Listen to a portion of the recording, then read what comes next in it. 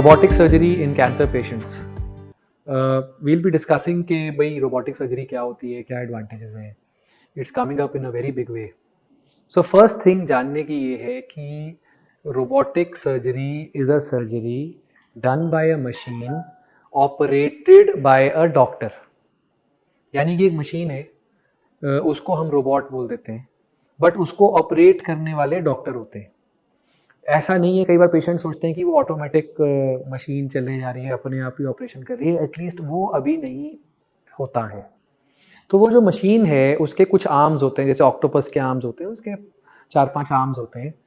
सो advantage ये होता है कि एक तरफ एक मशीन होती है, पीछे एक कंसोल होता है। Console is like a screen but it gives a 3D kind of a picture. Doctor थोड़ी दूर बैठे होते हैं, उस मशीन में देख रहे होते हैं, और उस कंसोल से जैसे वीडियो गेम्स की आर्म्स हम रन करते हैं, वैसे उस रोबोट की आर्म्स को हम लोग रन करते हैं।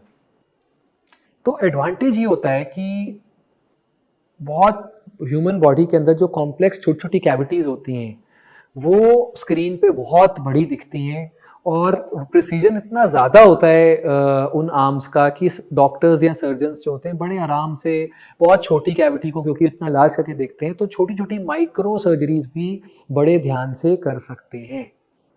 तो कॉम्प्लेक्स सर्जरीज को करने में आसानी होती है when we use this machine called as robot. ये पहला एडवांटेज है। दूसरा एडवांटेज ये है कि नॉर्मल सर्जरी मान लीजिए किसी की पेट में करनी है, तो पूरा पेट काटना पड़ता है, खोलना पड़ता है। इस केस में इंसिजन बड़े छोटे छोटे लगते हैं, जैसे लैप्रोस्कोपिक सर्जरीज होती हैं वैसे ही छोटे इंसिजन लगते हैं। तो क्योंकि छोटे इंसिजन लगते हैं, लेस ब्लड लॉस होता है, अर्ली रिकवरी है, तो कॉम्प्लेक्स सर्जरीज करना आसान है, रिकवरी फास्टर है, और इंसिजन बहुत स्मॉल लगते हैं। तो these are the kind of advantages which are there.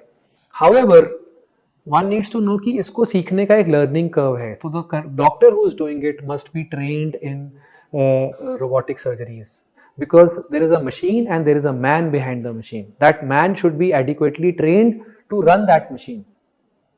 तो रोबोटिक सर्जरीज का बहुत ज़्यादा एडवांटेज जो है, सबसे पहले कैंसर्स में, यूरोलॉजिकल सर्जरीज में आता है।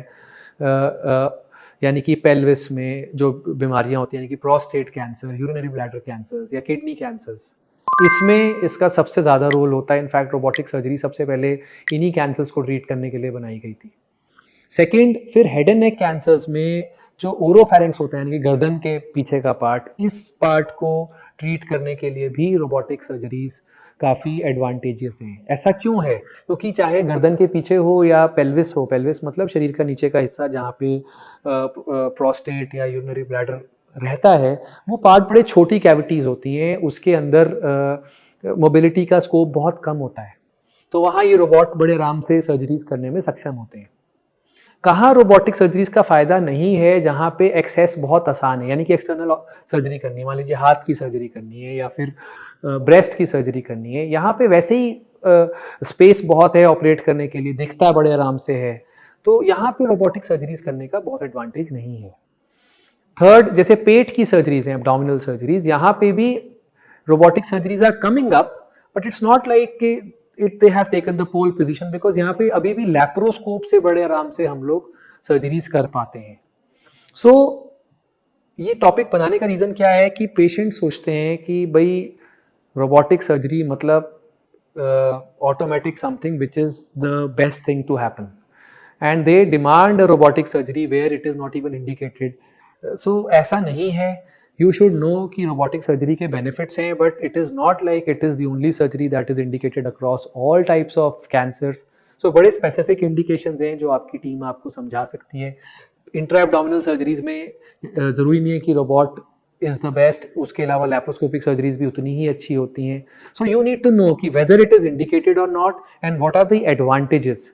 So before opting for surgery, let your doctor speak, and if he is offering surgeries, there must be some reason. So ask those reasons. Ask the counter question. Why not other surgeries? Thank you. If you still have any questions, we would be more than happy to answer your queries. Please write down whatever you feel in the comments below. Thank you.